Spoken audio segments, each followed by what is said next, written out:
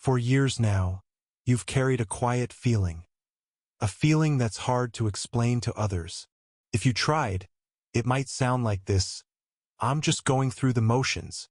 Or maybe, it feels like I'm watching my own life from the outside. You do all the things you're supposed to do. You get up. You go to work. You see friends. You take care of responsibilities. But through it all, there's a whisper. A feeling that something essential is missing. That you're a visitor in your own story. A ghost in your own life. You might look at your life from the outside and think it should feel different. You have things others might want. You meet expectations. But inside, there's this hollowness. A quiet space in your chest that nothing seems to fill. No achievement, no purchase, no compliment makes it go away for long. It just sits there. A silent companion to your busy days. Our world is very good at naming this feeling. It has labels for it. A doctor might call it generalized anxiety. A therapist might note symptoms of mild depression. A friend might call it burnout. The common thread in all these labels is that the feeling is a problem. A glitch in the system. A sign of weakness or a chemical imbalance that needs to be corrected. And the world is full of tools to correct it. There are pills to calm the nerves. There are endless forms of entertainment to distract the mind. There are messages to think more positively, to practice more gratitude, to just try harder. The goal is clear. Make the feeling go away. Silence the whisper. Numb the hollow space. Get back to being productive. Get back to normal. But what if, in trying to silence this feeling, we are making the single biggest mistake of our lives? What if this emptiness is not your enemy, but your most honest friend? What if it is not a sign that you are broken, but a sign that you are waking up? Imagine for a moment that your life is not yours. Not truly. Imagine that from the time you were very young, you were given a script, a list of roles to play: the good student, the reliable child, the hard worker, the likable friend, the responsible adult. You learned your lines perfectly. You studied the cues. You performed so well that everyone applauded. And you learned to applaud for yourself, too. But slowly, over the years, a question began to form in the quiet backstage area of your mind. A question you dared not speak aloud. Is this all there is?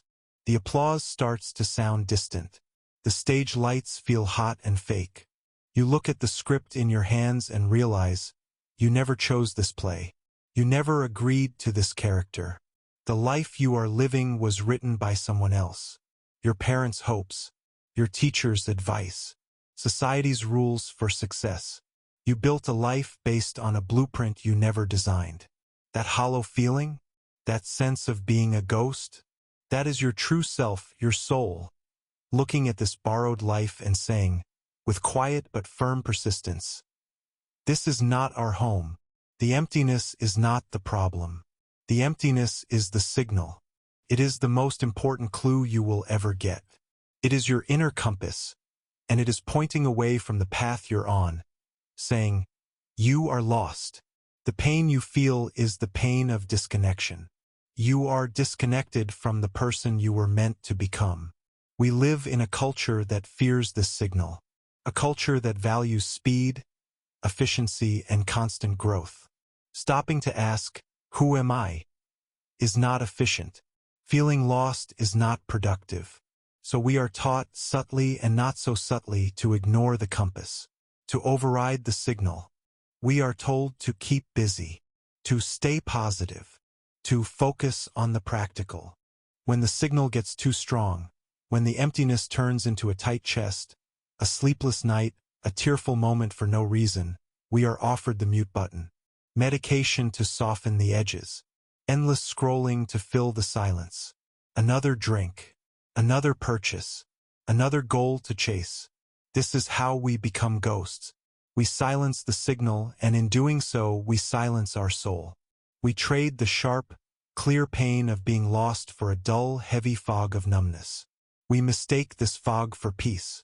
We call it settling down or being realistic. But it is not peace. It is a slow disappearance. But your soul is a persistent thing. It is wired for life, not for numbness. If you keep ignoring the whispers, it will find a way to shout. It might shout through your body, a tiredness that no amount of sleep fixes, unexplained aches, a nervous stomach, a constant low-grade panic that hums in your veins. It might shout through your emotions, sudden tears, irritability over small things, a deep sense of dread about the future, or a crushing indifference about everything. It might shout through a crisis, losing a job, the end of a relationship, a moment where you just can't get out of bed and you don't know why. In these moments, it's easy to believe you are falling apart. But what if you are not falling apart? What if you are breaking open? What if this crisis is not a disaster, but an invitation? The old script is crumbling. The stage is falling down. Your soul is forcing you to stop because it is the only way you will finally look for the true script, the one written in your own heart. This journey back to yourself has a name. The great psychologist Carl Jung called it individuation. It doesn't mean becoming selfish. It doesn't mean rejecting everyone. It means becoming whole. It means stopping the performance and stepping off the borrowed stage to finally ask, who am I when no one is watching? What do I want when no one is telling me? This is not a journey of adding more things to your life. It is a journey of coming home. And like any journey home, you must first admit you are lost. You must be willing to walk away from the wrong path, even if it's the only path you know. The first step is the simplest and the hardest. Listen. Turn down the noise of the world. For 5 minutes, sit in a chair, look out a window, and just listen. Listen to the traffic, to the birds, to the hum of the refrigerator. And then listen deeper underneath that. Listen to the quiet inside you. Don't try to change it. Don't judge it. Just let it be there. That quiet is the space where your soul can finally speak. When you start to listen, you will meet parts of yourself you've been avoiding. Jung called this the shadow. Sounds dark, but it's just a name for everything you were told was not okay to be. Maybe you were told, don't be angry, so you locked your anger away. Don't be so sensitive, so you hid your sadness. Don't be selfish, so you buried your own needs. You thought you were getting rid of these parts, but you were just locking them in a room inside you. And they don't stay quiet. Your locked away anger leaks out as sarcasm or constant irritation. Your hidden sadness weighs you down like a secret fatigue. The shadow controls you from its prison. The way out is not to fight it. The way out is to open the door, to shine a light inside and say, okay, I see you. You are a part of me. This is not about letting anger run wild. It is about turning that suppressed energy into the strength to say no to things that hurt you. It is about turning buried sadness into a deep capacity for kindness, because you understand pain. It is about turning your ignored needs into clear guidance for what you truly want. This is how you get your power back. You stop fighting a civil war inside yourself. You make peace, and in that peace you find strength you never knew you had. As you make peace with these lost parts, something beautiful happens. You begin to hear a different, quieter voice, a voice of deep knowing. This is what Jung called the self. This is your true center, your inner compass, no longer buried under noise and fear. It doesn't shout commands. It sends gentle signals. A feeling of rightness when you make a certain choice. A recurring dream with a powerful symbol. A sudden moment of crystal clear insight where you just know what you need to do. This is how you find your purpose. Not a grand, world-changing mission, but a deep, personal sense of what makes you feel alive. It is the answer to the question, what is my life for? A person who feels empty is not a failed person. They are a person whose soul is hungry for its own truth. They are being fed food that does not nourish them. The cure for the emptiness is not more of the same food. The cure is to learn what your soul actually wants to eat. So, how do you start feeding your soul? You start with small, gentle actions. 1. Ask kinder questions. Instead of, "What's wrong with me?" try asking, "What is my pain trying to tell me?" Instead of, "What should I do?" try, "What do I long to do?" 2. Follow the crumbs of joy.